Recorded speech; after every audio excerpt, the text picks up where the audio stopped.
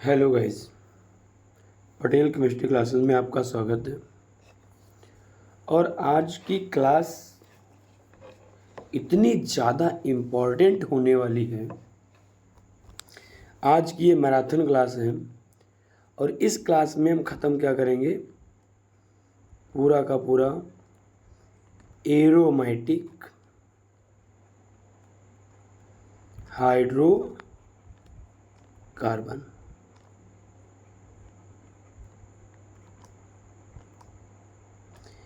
पूरा का पूरा एरोमेटिक हाइड्रोकार्बन खत्म होगा आज की क्लास में। तो एरोमेटिक हाइड्रोकार्बन पूरा का पूरा खत्म होगा। एरोमेटिक हाइड्रोकार्बन का मतलब है हम यहाँ पर बेंजीन और उनके डेरिवेटिव को पढ़ेंगे। बेंजीन और उनके व्युत्पन्नों को पढ़ेंगे। जी का मतलब कोई ग्रुप लगा दिया हमने, इनके व्युत्पन्नों को पढ़ेंगे। तो आइए स्टार्ट करते हैं। सबसे पहले बेंजीन से ही स्टार्ट करते हैं हम। सबसे पहले हम देख लेते हैं कि एरोमेटिक यौगिक में तुमको पढ़ना कौन कौन से हैं, और कुछ एरोमेटिक जो कंपाउंड हैं उनको देखते हैं। आइए देखते हैं कुछ अच्छे से एरोमेटिक यौगिकों के नाम, और फिर शुरू करते हैं एरोमेटिक हाइड्रोकार्बन। तो जैसे हम कुछ नाम लिखने चल रहे हैं। नंबर 1, सबसे पहला ये है बेंजीन। इसका फार्मूला है C6H6। स्ट्रक्चर इसका हम ऐसे लिखते हैं, या हम इसको ऐसे भी रिप्रेजेंट कर देते हैं, ध्यान रखना ऐसे क्या, ये भी लिख देते हैं। दूसरा, अब बेंजीन के व्युत्पन्न है, हम नाम लिख लेंगे किस चीज़ का, टॉलुइन का। सूत्र हो जाएगा C6H5CH3। मतलब सिंपल सी चीज़ क्या है कि बेंजीन के ऊपर हम क्या लगा दें, एक मेथिल ग्रुप लगा दें, तो ये टॉलुइन बन गया। अब तीसरा, चौथा, पांचवा, तीनों एक ही जैसे हैं। कब हैं? अभी जब हमने बेंजीन में एक मेथिल समूह लगाया तो ये टॉलुइन बन गई। ठीक है, बेंजीन में जब हमने एक समूह लगाया तो ये टॉलुइन बन गई। और अगर इसमें हम दो मेथिल समूह लगा दे गई, अगर बेंजीन में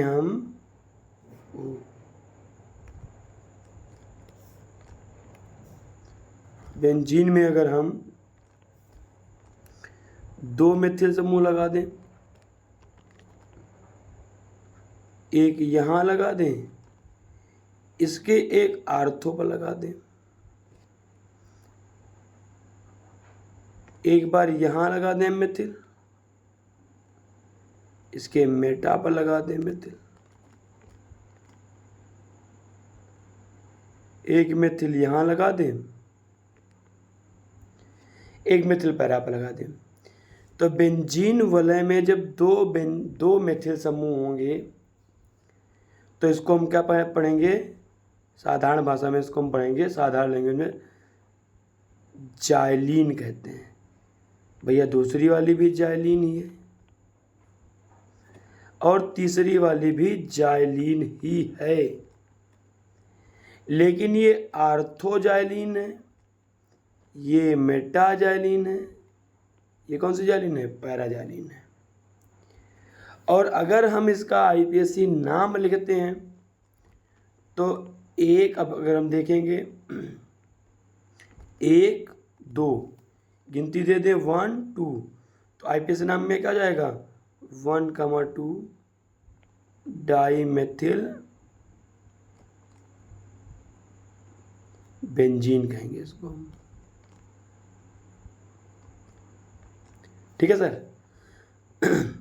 अब इसका नाम करना तो 1 2 3, इसको हम क्या कहेंगे 1,3 same to same dimethyl benzene कह देंगे। और इसका नाम लिखेंगे तो 1 2 3 4 ये 1,4 डाइमेथिल बेंजीन है। समझ गए भाई। अगर हम अब आगे देखते पांचवा छठा क्वेश्चन छठा देखते भाई। यहाँ पर अगर बेंजीन वाले में हम 3 मेथिल समूह लगा दे भाई, एक यहाँ पर, एक यहाँ पे, एक यहाँ पे लगा दें, तो इसका साधारण नाम हो जाता है मेसिटिलीन कहते हैं इसको है। मेसिटिलीन कहते हैं। आईपीएससी नाम लिखना तो 1 2 3 4 5 6 तो 1,3,5 ट्राइमेथिल बेंजीन कहेंगे इसको। ध्यान देना जरा। तो इसी प्रकार से अगर हम 4 लगा देंगे तो ड्यूरीन हो जाएगी, लेकिन वो इतना ज़्यादा नहीं पढ़ना है। आइए अगला देखते हैं 7वां। अगर हम बेंजीन के ऊपर ये लिख दें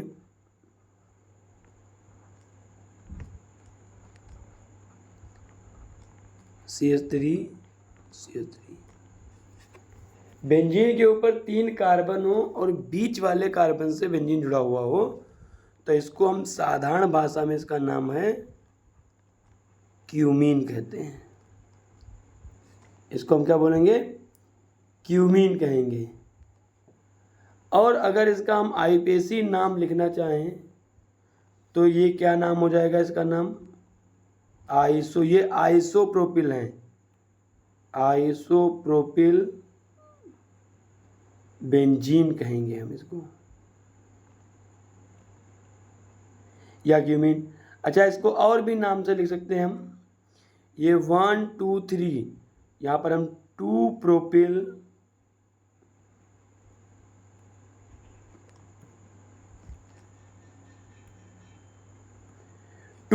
बेंजीन भी कह सकते हैं इसको। तो ध्यान रखना इस टाइप से। आइए क्वेश्चन अगला देखते हैं 8वां। अगर बेंजीन के ऊपर अगर हम ये बना दें CH11CH2, इसका फार्मूला हो गया, नाम हो गया स्टाइरीन। इसको हम क्या पढ़ेंगे स्टाइरीन कहते हैं भाई इसको।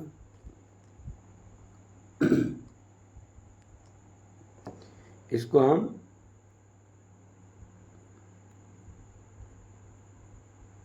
स्टाइरीन कहते हैं। या फिर आईपीएससी नाम लिखना हो तो ये भैया एथिनिल है, एथिनिल बेंजीन भी कह देंगे इसको। और भी नाम इसके हो जाएंगे अगर लिखना चाहें हम। इसको हम फेनिल अब ये साइड चेन अगर हम ले लें तो इसको हम फेनिल एथीन भी कह सकते हैं। तो ध्यान रखना ये कुछ इनके नाम हैं। आइए भाई अगला देखते हैं। ये नाम हो गए।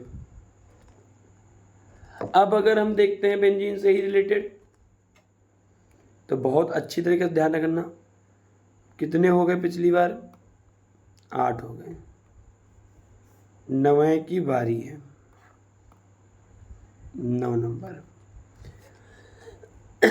अब यहाँ पर हम बात कर ले थोड़ा सा बेंजीन से जुड़े हुए वो समूह। अगर हम जोड़ देते हैं हैलोजन X, यहाँ पर X का मतलब क्या है, यहाँ पर Cl है, Br है, I है और क्या है F है। तो इसका नाम क्या हो जाएगा, जनरली इनका नाम हो जाएगा हैलो बेंजीन। हैलो बेंजीन का मतलब क्या हुआ कि अगर Cl लगा हुआ है तो क्लोरोबेंजीन, Br लगा हुआ है तो ब्रोमोबेंजीन, ठीक है भाई। I लगा है तो आइडोबेंजीन, और F लगा हुआ है तो क्या लिख देंगे हम इसको, फ्लोरोबेंजीन कह देंगे। जैसे एग्जांपल देख लीजिए, इसको हम अगर बनाना चाहें तो ये भी लिख सकते हैं। इसको क्या लिख सकते हैं हम, इसी में से एग्जांपल देख लीजिए। अगर हम Cl लिख देंगे तो इसको भैया हम क्लोरोबेंजीन कहेंगे, ठीक है, ये ध्यान रखना चाहिए। ऐसे अगर ब्रोमीन लिख देंगे तो ब्रोमोबेंजीन, आई लिख देंगे तो आइडोबेंजीन, और एफ लिख देंगे तो फ्लोरोबेंजीन बन के आ जाएगा। चलिए भाई अगला देख लेते हैं। इससे 10वां क्वेश्चन, 10वां IPSC नाम या 10वां जो यौगिक है वो वाला देखते हैं। अब फिनाल से रिलेटेड देख लेते हैं। फिनाल से रिलेटेड कुछ मोस्ट इम्पोर्टेंट है। अच्छा इसी में अभी देख लीजिए और भी, अगर हम यहाँ पर CH2X लिखते हैं तो ये भैया बेंजिल हैलाइड हो गया। अब बोला ना हैलाइड, एग्जाम्पल देख लीजिए इसको अगर हम लिखना चाहें।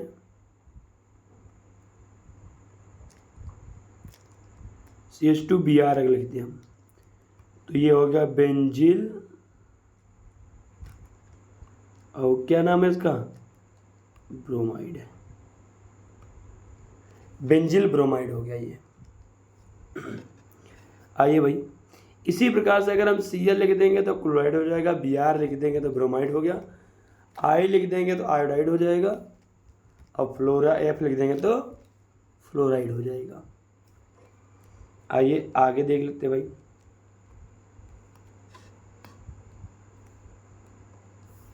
अगला देख लेते भाई। यहाँ पर अगला देखने पर क्या पता चलेगा हमको, कौन सा नंबर का पहुंच गए हम, 11 नंबर पे। फिनाल से रिलेटेड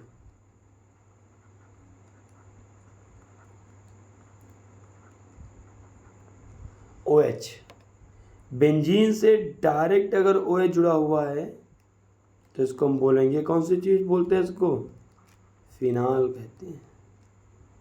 अच्छा इसका एक अन्य नाम भी लिख देते हैं हम, कौन सी चीज, इसको लिख देते हैं कार्बोलिक एसिड भी लिख देते हैं इसको, कार्बोलिक एसिड,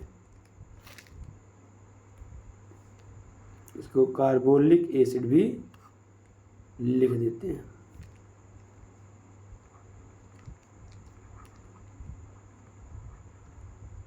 ठीक भाई। अब देखना 12, 13 और 14 ये तीनों के तीनों एक ही जैसे हैं। क्या है कि अगर फिनाल है, इससे हम आर्थो पर CH3, फिनाल है मेटा पर CH3, फिनाल है और पैरा पर CH3 लगा देते हैं। तो एक्चुअल में ये क्रिसॉल बन चुका है भाई। ये तीनों क्रिसॉल बोलेंगे इनको सिंपल लैंग्वेज में, साधारण भाषा में। लेकिन ये आर्थो पर है मिथिल, इसलिए आर्थो क्रिसॉल है। ये मेटा हुआ, ये कौन सा हुआ, पैरा क्रिसॉल हुआ। अब इनके अगर हम IPSC नाम लिखना चाहें तो 1, 1, 2, 2 पर क्या लिखा है, मेथिल, तो इस नाम हो जाएगा 2 मेथिल फिनाल कहेंगे इसको। ये 2 मेथिल फिनाल हुआ, ये क्या हो जाएगा, 3 मेथिल फिनाल हो जाएगा।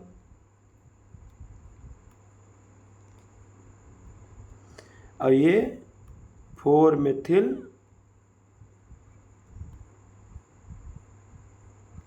फिनाल हो जाएगा। ठीक भाई। आइए अगला देखते हैं 15वां।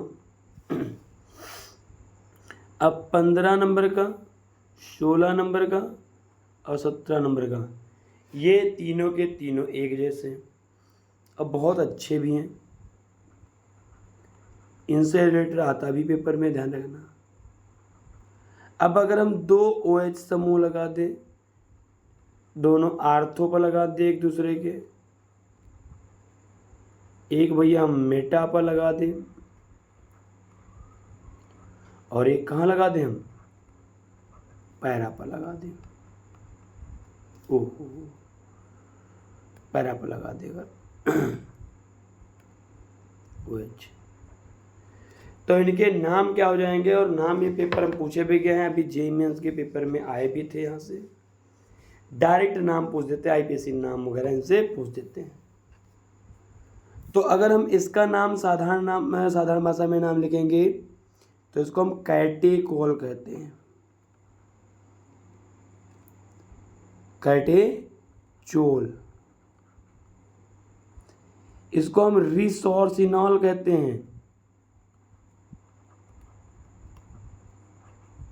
इसको हम रिसोर्सिनॉल कहते हैं, ध्यान रखना। और भैया इसको हम हाइड्रोक्विनोन,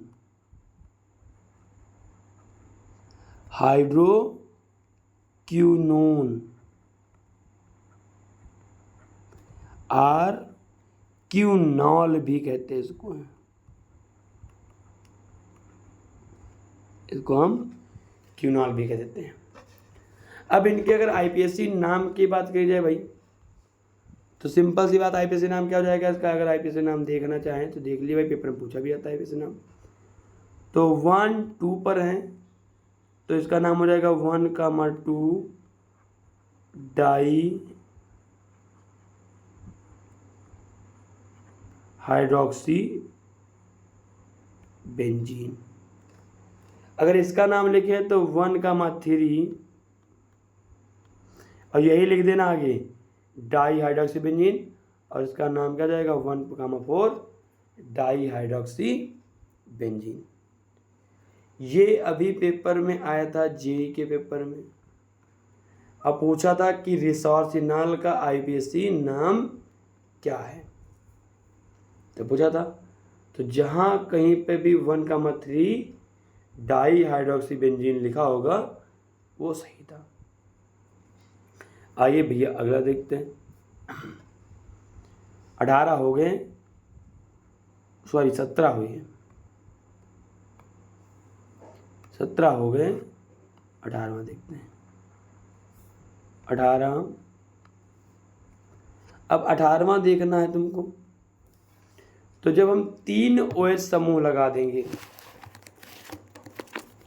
अगर हम 3 OH समूह लगा देंगे तो इसका नाम क्या हो जाएगा, देख लीजिए भाई।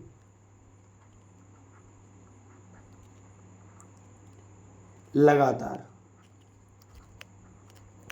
ये OH, ये OH, अगर हम 3 OH समूह लगा देंगे लगातार तो इसका नाम हो जाएगा पायरोगैलोल कहते हैं इसको,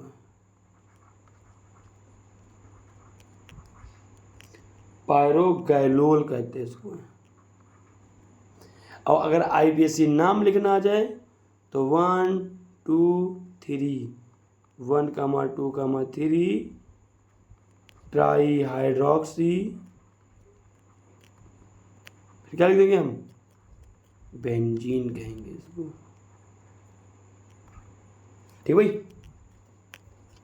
अब तुम सोच रहे होगे कि सर जी आपने लगातार ये तो बता दिया, अगर हम इस प्रकार से लिख दें तो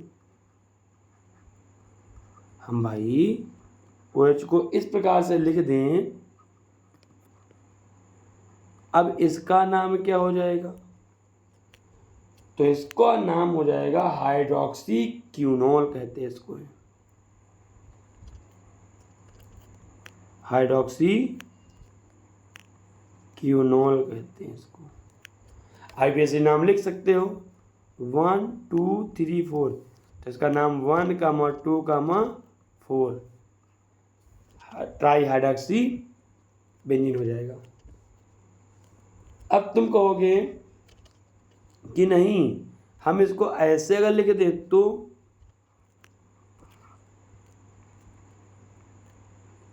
हम 3 OH लगाएंगे, लेकिन अल्टरनेट लगाएंगे 3 OH। अब बताइए भाई इसका नाम क्या होगा? तो भैया आईपीएसी नाम तो लिख सकते हो, इसका नाम हो जाएगा फ्लोरोग्लिसिनॉल, PHLO ग्लूसिनॉल इसको बोलेंगे, फ्लोरोग्लिसिनॉल कह लेंगे इसको। ठीक है भाई, तो ये 20 हो गए। आइए और देखते हैं 21वां क्या है? अगर हम बेंजीन के ऊपर CH2OH लिख दें। अब ये फिनाल नहीं है, फिनाल कब होता है? जब बेंजीन से डायरेक्ट OH जुड़ा होता है। तो जब बेंजीन से डायरेक्ट OH जुड़ा नहीं है तो इसका नाम क्या हो जाएगा? ये अल्कोहल है, और नाम क्या है इसका? Benzyl alcohol. ध्यान रखना भाई, इसको हम बेंजिल अल्कोहल कहेंगे, ध्यान रखना भाई। आइए आगे बढ़ चलते हैं और कुछ अगला को आगे कंपाउंड से देखते हैं। चलिए भाई, अब एनी सॉल्व के तो कुछ ईथर के देख लेते हैं। अगर OHOCH3 है,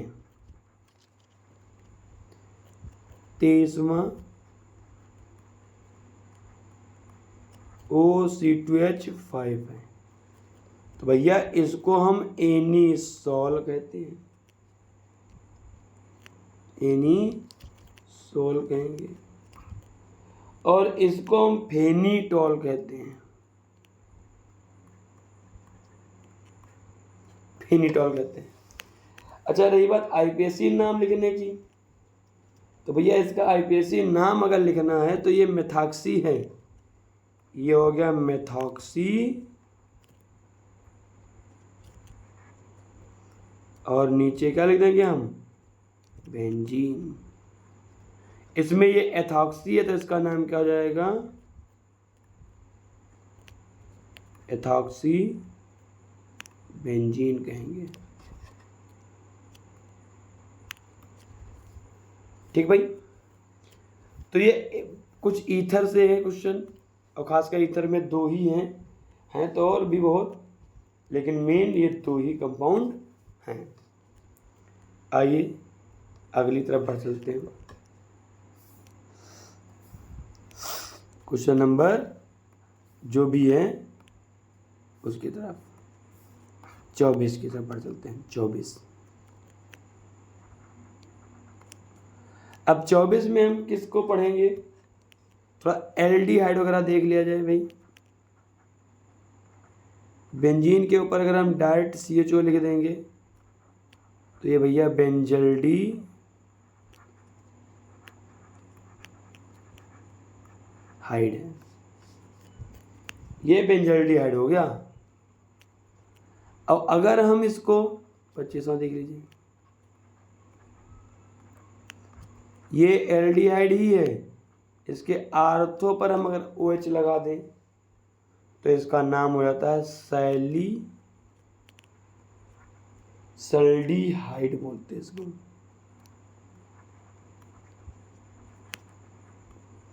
इसको हम सल्डिहाइड कहते हैं, ध्यान रखना। फिर आगे देख लीजिए 25वां 26वां देख लीजिए। और अगर हम यहाँ पर इसको एक मिनट भाई, अगर हम इसको इस प्रकार से लिख देते हैं भाई, CH11CH CHO, तो भैया ये बन जाएगा सिनेमल्डिहाइड कहेंगे इसको, सिनेमल्डिहाइड कह देंगे हम। और सेम टू सेम इसी टाइप से अगर हम देखेंगे तो 27वां, अगर हम यहाँ पर भैया ये लिख दें COOH, तो ये तो बन गया भैया बेंजोइक एसिड।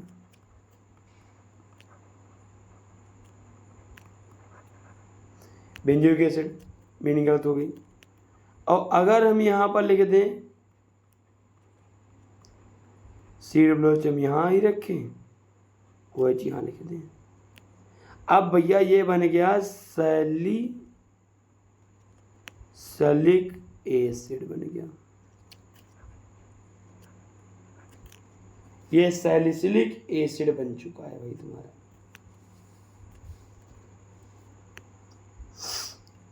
ठीक है, सैलिसिलिक CY होगा यहाँ पर। ठीक है भाई, यहाँ पर CY है, यहाँ पर भी सल्डी है,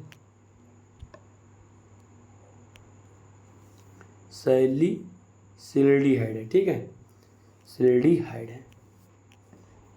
अब भाई अब और अगर यहाँ पर हम 29वां क्वेश्चन ये लिख दें कि यहाँ पर CH डबल बंद CH और COOH लिख दें, तो ये था सिनेमेल्डिहाइड, ये बन जाएगा सिनेमिक एसिड। इसको हम भैया सिनेमिक एसिड कहेंगे। आइए अगला देख लेते हैं भाई, 30 देखते हैं।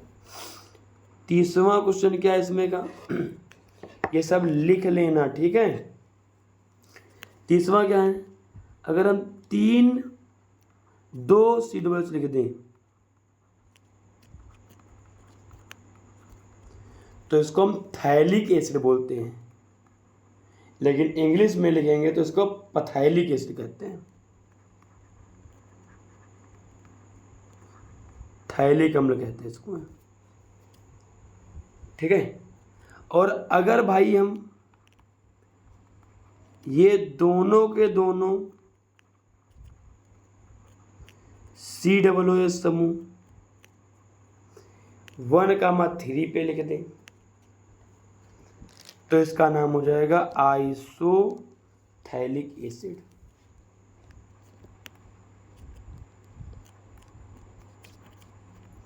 आइसोथैलिक अम्ल हो जाएगा। और अगर हम इनको पैरा पर लिख दें दोनों को,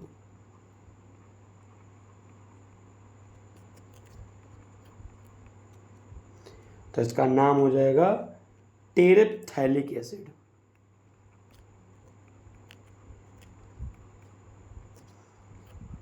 टेरेप्थैलिक अम्ल कहेंगे, एसिड कहेंगे इसको।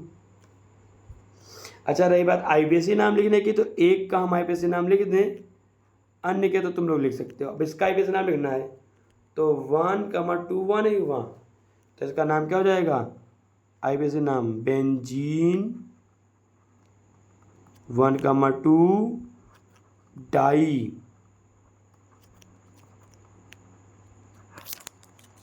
Carboxylic acid. क्योंकि कार्बन इसका गिनती में नहीं था, इसलिए हम क्या लिखेंगे, कार्बोक्सिलिक एसिड लिखेंगे। तो भैया इसका क्या हो जाएगा, सेम टू सेम रहेगा, बस यहाँ पर 1,3 हो जाएगा, इसमें 1,4 हो जाएगा। नाम इनके लिख सकते हो। आइए भैया अगला देखते हैं, 32वें 33 देखते हैं हम। 33वां क्या है यहाँ पर, अब हम एनिलीन के देख लेते, थोड़ा सा एनिलीन के देख लेते भाई। ठीक है, एनिलीन के यहाँ पर अगर हम NH2 लिख देंगे तो ये बन गया एनिलीन। इसको हम भैया एनिलीन कहते हैं। ठीक है, इसको हम क्या कहेंगे, एनिलीन कहते हैं, ध्यान रखना। और अगर कहीं पे मेथिल लगा दें हम, तो ये नाम इम्पोर्टेंट है बहुत ज़्यादा।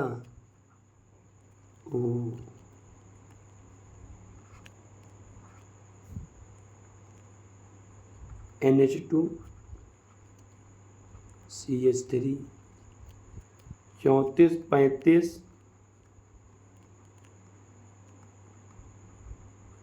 NH2 CH3 36 देख लीजिए भाई, ये तीनों के तीनों एक ही जैसे हैं, नाम तीनों का एक ही NH2 CH3, तीनों का नाम एक ही है। नाम क्या है इसका? टॉलुइडीन, टॉलुइडीन कहते हैं इसको भाई। लेकिन ये आर्थो पर है इसलिए आर्थो है, ये मेटाटॉलुडीन है, ये कौन सा है? पैराटॉलुइडीन कहते हैं इसको। ध्यान रखना भाई, इसको याद कर सकते हो तुम लोग। ये 36 हो गए। आगे आइए अगला देख लेते हैं 37। अब कुछ अलग से देख लेते हैं, जैसे कीटोन टाइप के नाम। अगर यहाँ पर हम COCH3 लिखते हैं तो इसका नाम है एसीटोफिनोन कहते हैं, सिंपल लैंग्वेज में एसीटोफिनोन कहते हैं। और अगर हम बाई चांस इसका नाम लिखेंगे IPSC तो 1 2 गिनती कर लेंगे, 1 पर फेनिल लगा नहीं लगा, तो 1 हो गया फेनिल और एथेनोन है ये, ठीक भाई। और 38वां सेम टू सेम इसी टाइप का है,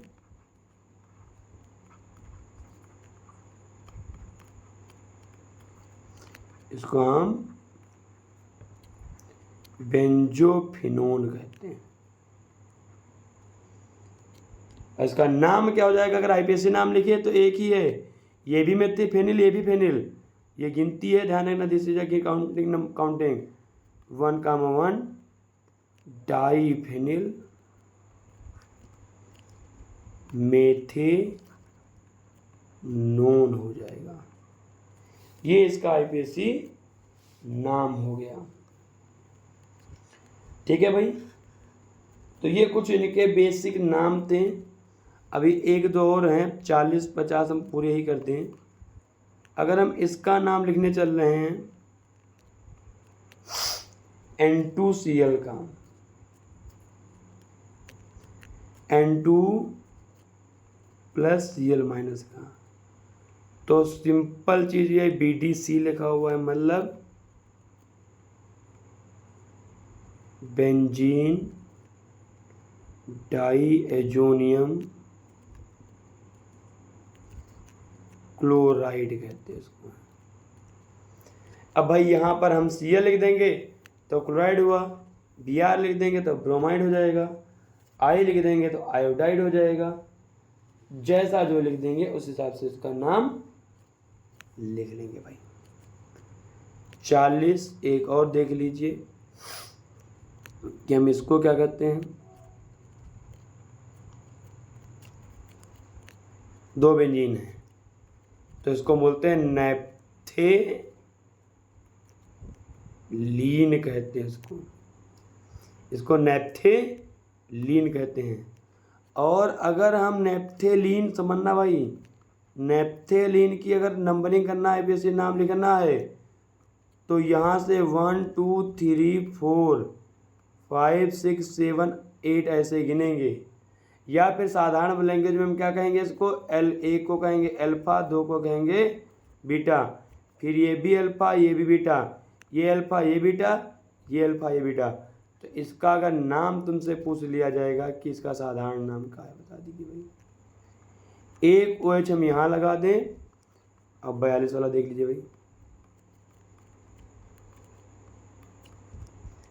एक OH हम यहाँ लगा दें तो ये अल्फा कार्बन से जुड़ा है, इसके लिए इसको हम बोलेंगे अल्फा नैप्थॉल,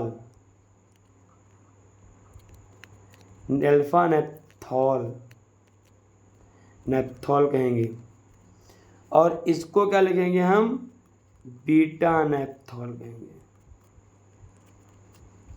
ओल है, ध्यान रखना, अल्फा नेप्थॉल और बीटा नेप्थॉल कहेंगे। अगला 43, अगर बेंजीन के ऊपर CN लग जाता है तो इसको हम बोलते हैं, सिंपल सी बात है, टालुपैरा नहीं, साइनोबेंजीन या बेंजोनाइट्राइल कहते हैं इसको।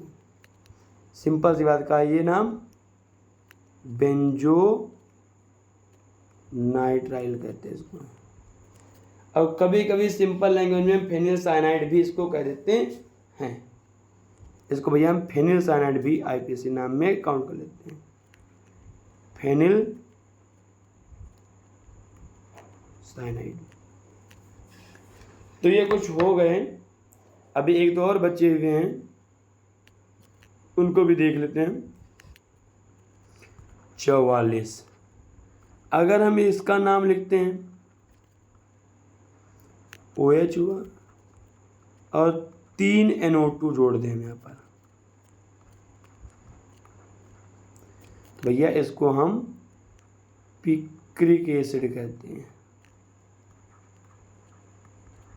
पिक्रिक अम्ल कहते हैं। अब IPAC नाम लिखेंगे तो 1 2 3 4 5 6, मतलब 2, 4, 6 ट्राई नाइट्रो फिनाल कहेंगे इसको। और एक और लिख लें, TNT के नाम से बड़ा प्रचलित है, मेथिल लिख दें, 3 NO2 लिख दें भाई। तो ये भैया ट्राई नाइट्रोटालुइन है, कैसे लिखेंगे, 2, 4, 6 ट्राई नाइट्रो टालुइन है, टालुइन है, ध्यान रखना, ये विस्फोटक का कार्य करता है। तो ये कुछ कॉमन नेम हो गए जो बेंजीन और बेंजीन के व्युत्पन्न थे। अभी बहुत बाकी हैं, तो जितने आते जाएंगे हम उतने बताते जाएंगे, लेकिन ये जितने हमने बताए हैं तुमको मोस्ट इम्पॉर्टेंट कंपाउंड है। ठीक है भाई, आइए अब शुरू करते हैं बेंजीन की कुछ रिएक्शंस। आइए अब शुरू करते हैं कुछ बेंजीन की रिएक्शन। कि बेंजीन की पहले नंबर में तो देख लेंगे हम बेंजीन बनाएंगे कैसे, फॉर्मेशन ऑफ बेंजीन, और उसके बाद में बेंजीन की कुछ हम रिएक्शन देखेंगे, बहुत ही इम्पोर्टेंट रिएक्शन हैं। मतलब इतनी इम्पोर्टेंट रिएक्शन है कि पेपर में इसके आने के चांसेस 99% कह सकते हैं आप।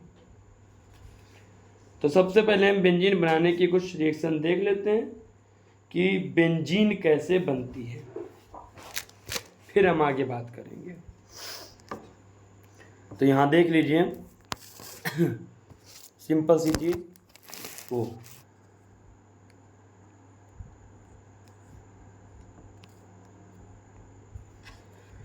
यहाँ देख लीजिए, हेड डाल लीजिए, मेथड ऑफ प्रिपरेशन।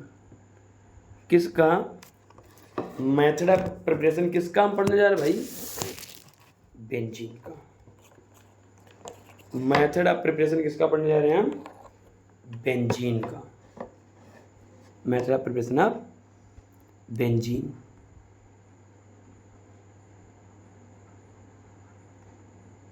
बेंजीन बहुत ही इम्पोर्टेंट चीज़ हम बताने जा रहे हैं। तो बेसिकली 2-3 रिएक्शन हैं जो बनाने की विधियां इसकी हैं, तो बहुत, लेकिन जनरली 2 रिएक्शंस हैं, 2 रिएक्शन को हम 2-3 रिएक्शन को करेंगे। सबसे पहली रिएक्शन क्या है, अगर हम लिखना चाहें तो लिख लेंगे यहाँ पर हम फ्रॉम एल्कीन।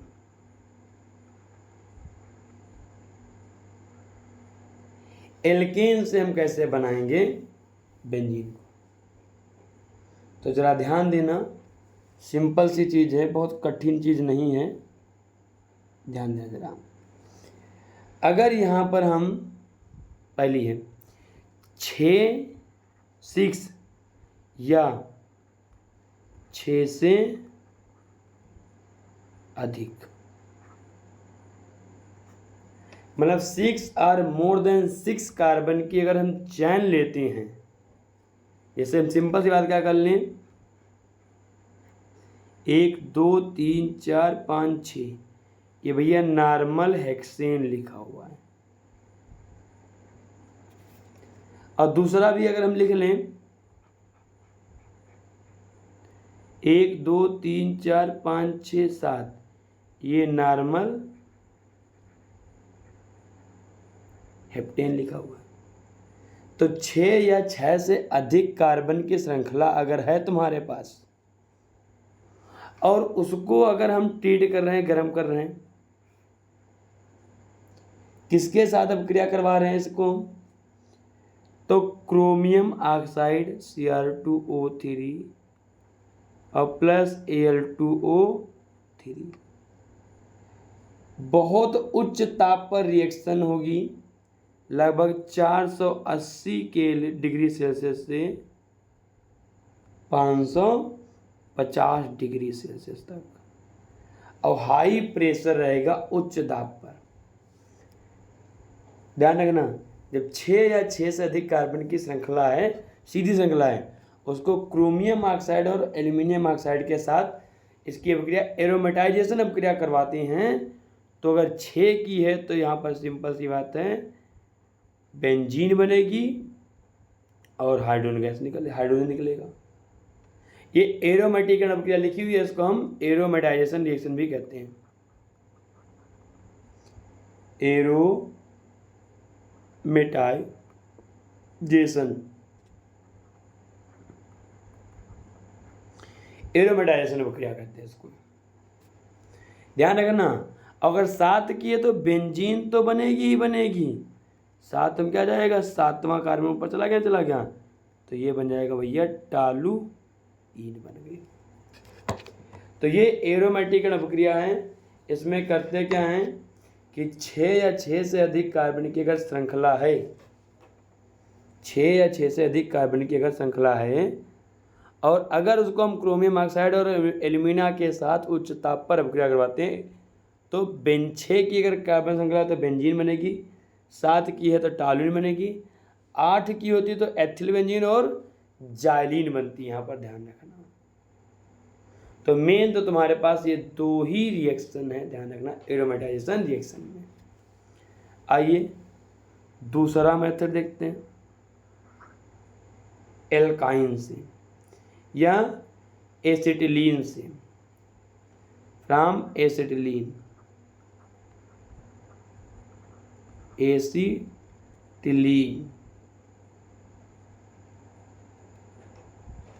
एसिटिलीन बोल दीजिए या बेंजीन मतलब एल्काइन कह दीजिए।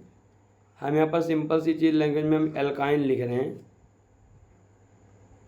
एल्काइन।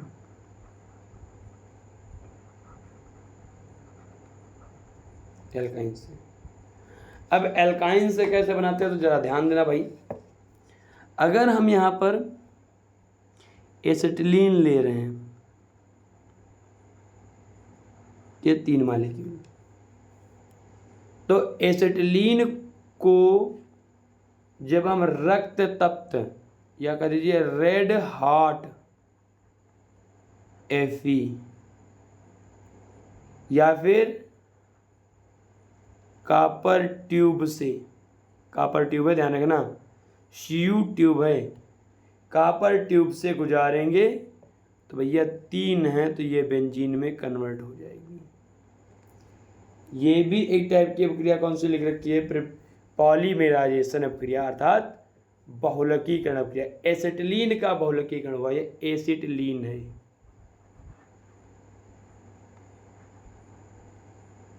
एसिटिलीन है, ये ध्यान रखना, एसिटिलीन। और भी रिएक्शन है जनरली, लेकिन मेनली यही रिएक्शन तुम्हारे पास सबसे ज़्यादा इम्पोर्टेंट है, ध्यान रखना, एनसीईआरटी में यही लिखी हुई भी है। तीसरा मेथड क्या है, फिनाल से। फिनाल से हम कैसे बना सकते हैं भाई, फिनाल को अगर हम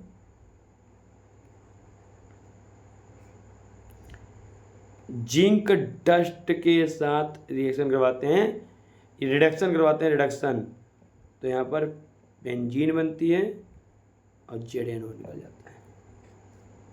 ये फिनाल से हो गया भाई, फिनाल से बेंजीन बनाने की ना मेथड हो गया तुम्हारे पास।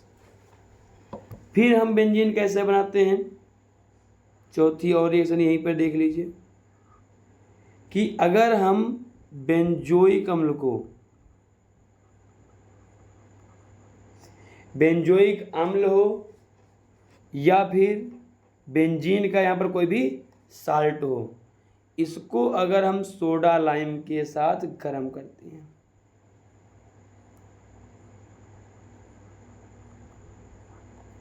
सोडा लाइम के साथ गर्म करेंगे, तो सिंपल सी बात ये है कि चाहे एक COOH लगा हो, चाहे सब हर जगह COOH लगे हों, सबके सब COOH गायब हो जाएंगे और यहाँ पर बेंजीन बन के आ जाएगी। अर्थात सोडा लाइम है क्या, तो CaO प्लस NaOH के मिश्रण को हम बोलते हैं सोडा लाइम कहते हैं, ध्यान रखना। ठीक भाई, अगली एक और देख लीजिए बनाने की विधि, पांचवी, बेंजीन डाइजोनियम क्लोराइड से, कि जब हम बेंजीन डाइजोनियम क्लोराइड N2+Cl-, अगर इसकी अभिक्रिया या इसकी रिएक्शन हम H3PO2 के साथ करवाते हैं, पानी भी ले लेते हैं, तो यहाँ पर भैया बेंजीन बन के आती है और निकलता क्या है, साथ में नाइट्रोजन गैस निकलेगी और H3PO3 बन जाता है, ध्यान रखना। हाइपो लिया था और फास्फोरस अम्ल बन के आ गया और HCl भी बन गया भाई। और अगर इसी की रिएक्शन अगर हम C2H5OH एथिल एल्कोहल्स के साथ भी करवा देते हैं, सॉरी मिस्टेक,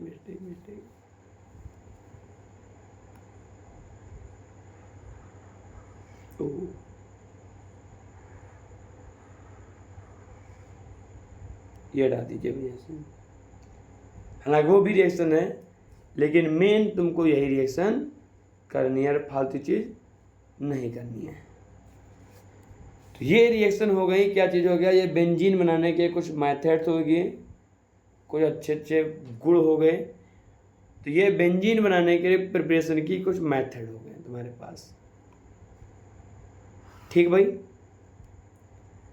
अब हम बात करेंगे ये जो बेंजीन बनी है, इस बेंजीन की रिएक्शन कौन कौन सी होंगी और कौन कौन सी रिएक्शन ये करेगा।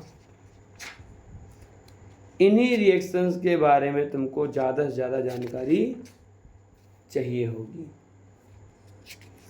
जितनी ज़्यादा जानकारी आप बेंजीन के बारे में रखेंगे उतना ही अच्छा तुम्हारे लिए होगा। ठीक है, तो बेंजीन की जो रिएक्शंस हैं वो देखते हैं भाई। तो जनरली एरोमेटिक केमिस्ट्री में बेंजीन की कुछ रिएक्शन करने जा रहे हैं हम। अब कुछ बेसिक से पॉइंट समझना यहाँ पर कि जनरली बेंजीन सामान्यतः हम जो बताने चले समझ लेना। बेंजीन एवं उनके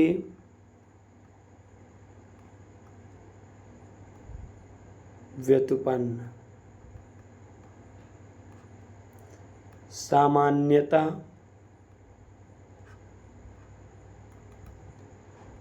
इलेक्ट्रॉन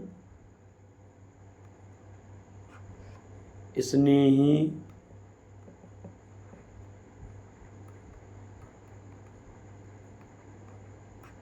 प्रतिस्थापन अभिक्रिया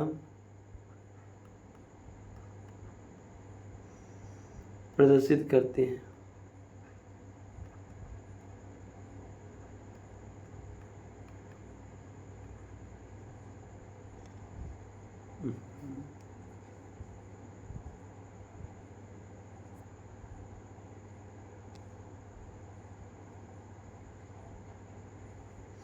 इलेक्ट्रॉन स्नेही प्रतिस्थापन अभिक्रिया प्रदर्शित करते हैं इसको।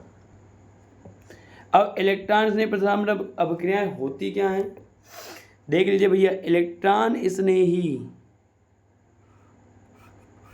ये लाइन बहुत इंपॉर्टेंट है। इलेक्ट्रॉन स्नेही मतलब इलेक्ट्रोफाइल, जिसको इलेक्ट्रॉन से हो प्यार, वो हो गए इलेक्ट्रॉन स्नेही। अर्थात जिनके पास इलेक्ट्रॉन की कमी हो या जिन पर प्लस हो, वो सब के सब हो गए electron Snehi, the lover of electron. तो इसकी सब्स्टिट्यूशन रिएक्शन है इलेक्ट्रोफिलिक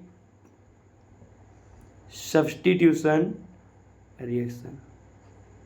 इलेक्ट्रोफिलिक सब्स्टिट्यूशन रिएक्शन अर्थात इलेक्ट्रॉन स्नेही प्रतिस्थापन अभिक्रिया क्या होगी अगर हम एक सिंपल जनरल रिएक्शन लिख लें, इसकी सामान्य रिएक्शन ये है, और इस बेंजीन पर कोई आया इलेक्ट्रॉन स्नेही आक्रमण करने। ध्यान रखना भैया, कोई भी अगर इलेक्ट्रॉन स्नेही इस पर आक्रमण करने आया तो यहाँ तो ये भैया हाइड्रोजन लगे हुए हैं, हर जगह हाइड्रोजन है, ये किसी एक हाइड्रोजन को हटाएगा और खुद उसकी जगह पर बैठ जाएगा। इलेक्ट्रॉन स्नेही ने आक्रमण किया और दूसरा इलेक्ट्रॉन स्नेही निकल गया। अब इसकी मैकेनिज्म कैसे होती है जरा देख लीजिए भाई, इसकी मैकेनिज्म कैसे होती है, क्योंकि हम एक मैकेनिज्म बताएंगे, इसके आगे जितने भी मैकेनिज्म हैं उसका पहला स्टेप हम बताएंगे, उसके हम सब आपको ही करनी है। देखिए भैया मैकेनिज्म कैसे करते हैं इसकी हम।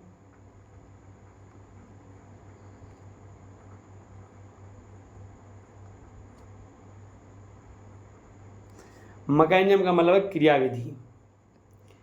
तो सबसे पहले स्टेप में होता क्या है एक्चुअल में,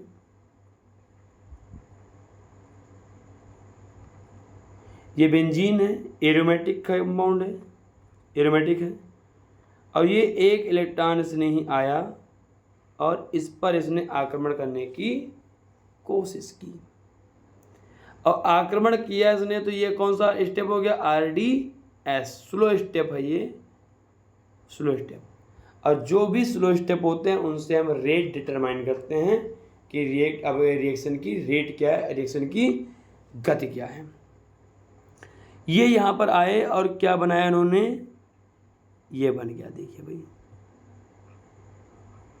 ये H तो था ही, ये E यहाँ पर जुड़ गए और प्लस कहाँ पर आ गया, यहाँ पर आ गया भाई, क्योंकि ये एक इलेक्ट्रॉन की है, ये शिफ्टिंग करेगा, ये स्पेस ने अटैक किया इलेक्ट्रॉन नहीं पर, तो यहाँ पर प्लस बन के आ गया। अब अगर हम इसकी रेजोनेटिंग स्ट्रक्चर खींचें, इसके अब ध्यान रखना, इसके रेजोनेटिंग स्ट्रक्चर खींचने जा रहे हैं, तो ये बॉन्ड उठ के यहाँ आ जाएगा, तो ये बन, ओहो, ये यहाँ आ जाएगा, ये प्लस भैया यहाँ आ जाएगा, ये तो है ही H है, E है। इसका एक और रेजोनेटिंग स्ट्रक्चर खींचें तो ये यहाँ पर आ जाएगा, ये हो गया, ये प्लस है, ये प्लस जान गए कैसे यहाँ पहुँच गया, ये डबल बॉन्ड यहाँ आया तो यहाँ प्लस आया, ये डबल बॉन्ड यहाँ आया तो यहाँ पर प्लस आ गया। अब इन तीनों को अगर हम मिला दें तो इन तीनों को मिलाने पर एक स्ट्रक्चर बन के आता है, कुछ इस प्रकार से बन के आ रहा है, HE, और इस स्ट्रक्चर को हम क्या नाम देते हैं, सिग्मा कॉम्प्लेक्स कहते हैं भैया, या इसको हम वीलैंड भी कहते हैं।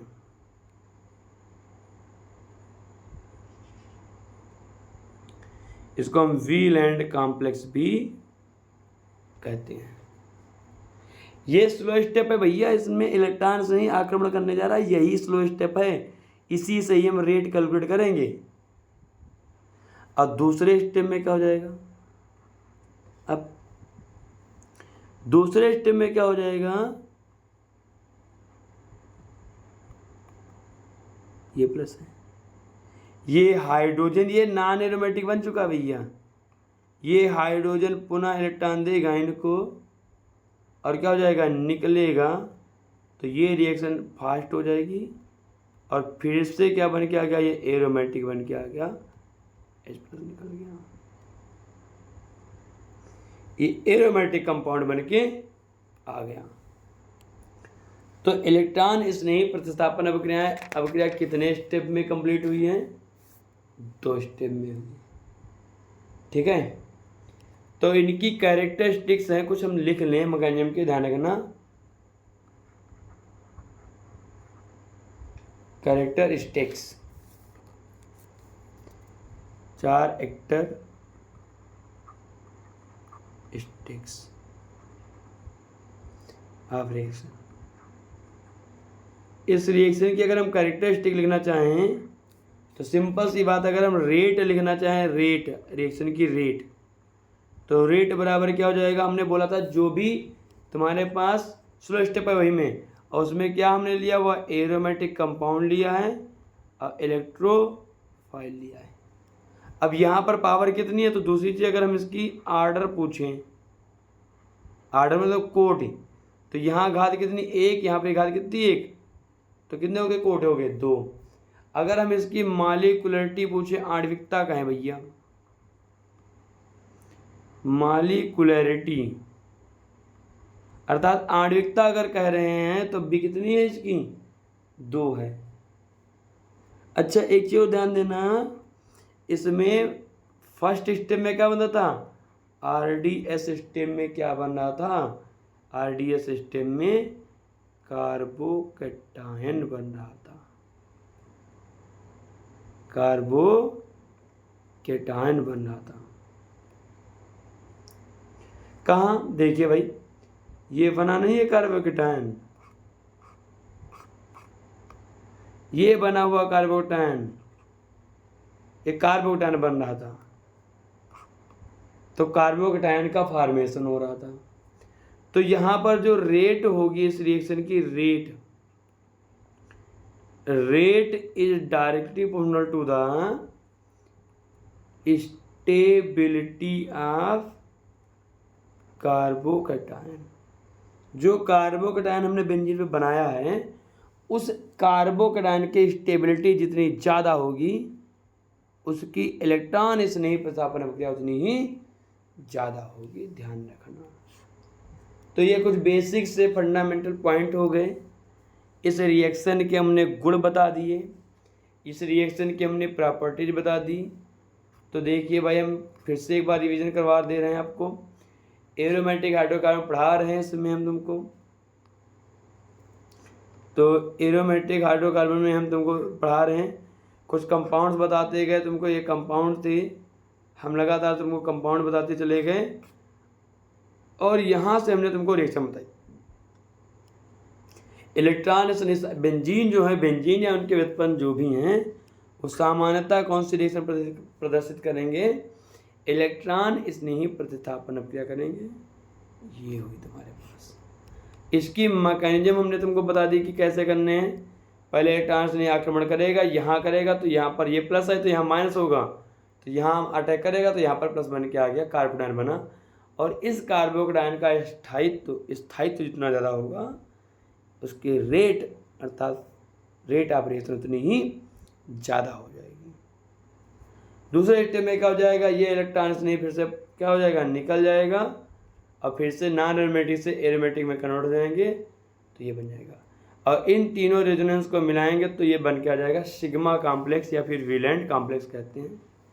उसकी कुछ कैरेक्टरिस्टिक्स हमने लिख दी कि रेट लिख दिया, आर्डर लिख दिया, मॉलिक्यूलरिटी लिख दिया, फॉर्मेशन ऑफ कार्बोकैटायन लिख दिया और रेट लिख दी।